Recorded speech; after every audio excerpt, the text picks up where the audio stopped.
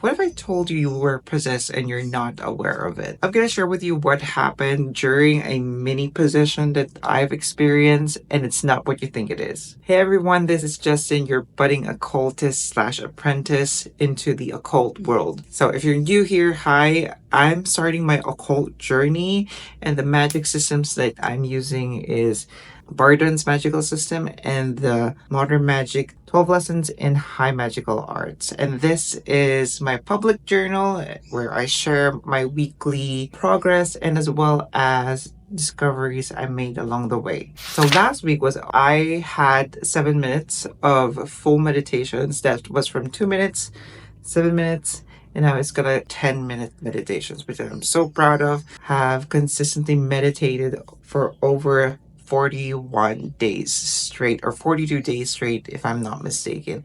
I'm gonna flash it right here on the screen, and I am so proud of myself of being consistent when it comes to the practice of meditation. It's also doing the daily lesser banishing ritual of the pentagram. I really love that I am able to do a ritual from the start, from the get-go, a basic thing that I can do every single day in order to start the magical practice and not just all-day meditation. I've been doing the LBRP and also the LIRP. So both of them right now is in my repertoire of practice on a daily basis. I usually do the LIRP every morning and the LBRP on the evening whenever I'm going to sleep, so that I feel cleansed and refreshed. Last week I was also learning about tarot and also the Kabbalah. So it's a lot of information to take in, especially that I'm still very, very new and there's a lot of concepts that it's still hard to grasp on, especially with the Kabbalah and the Tree of Life. And the biggest challenges that I have so far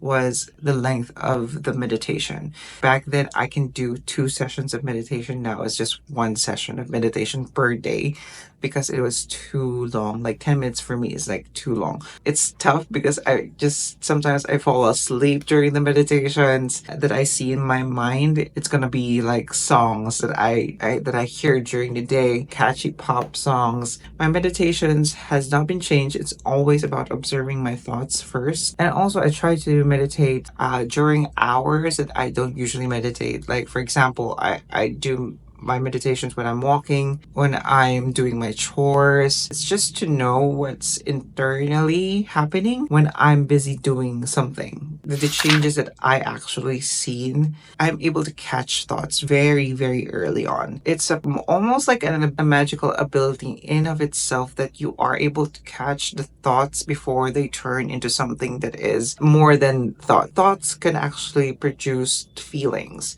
and feelings can produce actions that you don't like. Sabotage work or just give you a really bad mood during the day because you just thought of something, bad memory or a bad experience in the past, or just a made-up experience altogether. I was able to capture those thoughts, like make a stop to it. So my partner also said that my aura is a bit lighter. It's giving positive energy, loving energy throughout the day.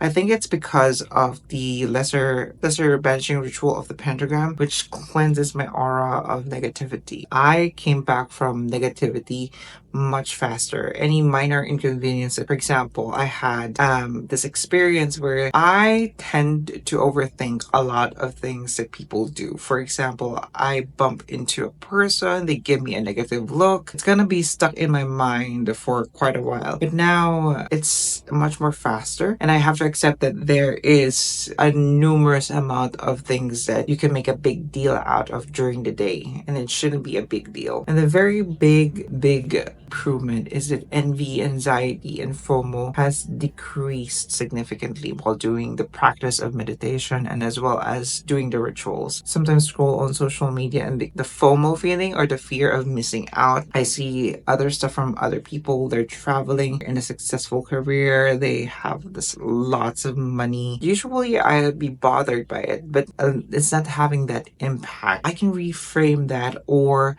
I could just observe the thought thought, and once I observe the thought and the feeling, it tends to go away. Now, you're asking the question, can I communicate with spirits? Can I astral project yet? Of course not. I'm still early in the journey, but I believe that these early quick wins, psychological wins, even though that it's small, I think it's big because most of the problems like anxiety, stress, paralysis in deciding decisions for yourself, bed rotting, etc., these are all psychological problems and sometimes problems that we tend to make up. And I'm not saying there are mental problems that are not real. All I'm saying is these problems that I'm experiencing right now, or these psychological problems that I'm experiencing, they're being addressed by awareness, observing them, and also by doing a ritual that cleanses you.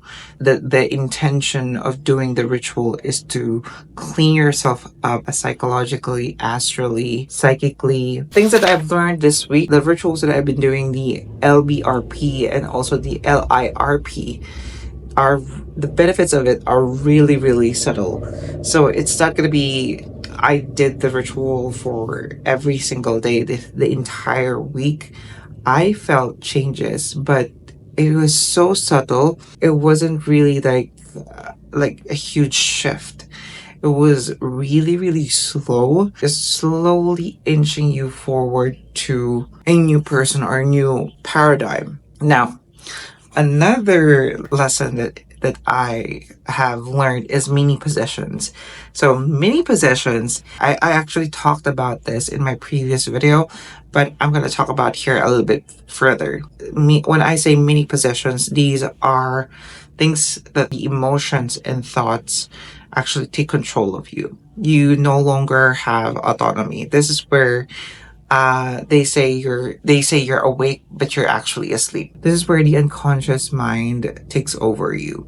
So you're not aware of the feelings or the thoughts that you are having during the day, and it starts to affect your health, your decisions in life, and also you just don't know why you're doing these things or why you're feeling these things or why these thoughts keep popping up. That's what I call possession. That's the mini possession. I experienced this. To give you context, I just quit my job because of toxic work environment, and it's giving me a lot of stress lately. And my coworkers are actually bombarding me with messages. They need something from me about work. They just thinking about work, thinking about the job. It's giving a lot of anxiety.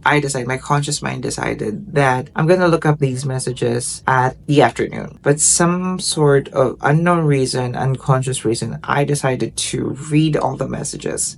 And I knew my conscious mind said that I shouldn't read these messages until the afternoon. But still, I did. And I didn't know what was happening.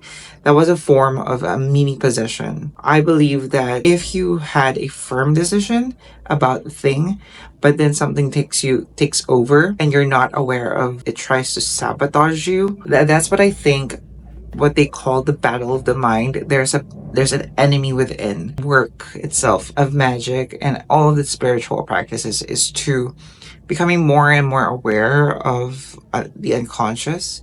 Knowing your patterns, basically knowing yourself, is the key to changing. For the next week, I'll be doing the middle pillar ritual. I'll be integrating it into my repertoire of rituals. If I get consistent within the next 7 days, I'll be performing my first ever gray magic, or what I call the wealth spell, in order for me to, test out the waters when it comes to low magic rituals and manifestations. So guys, if this video helps you out, if you're also a budding occultist, seasoned occultist, or just a practitioner in general, I hope this video helps, and I will see you on next week. All right, bye guys.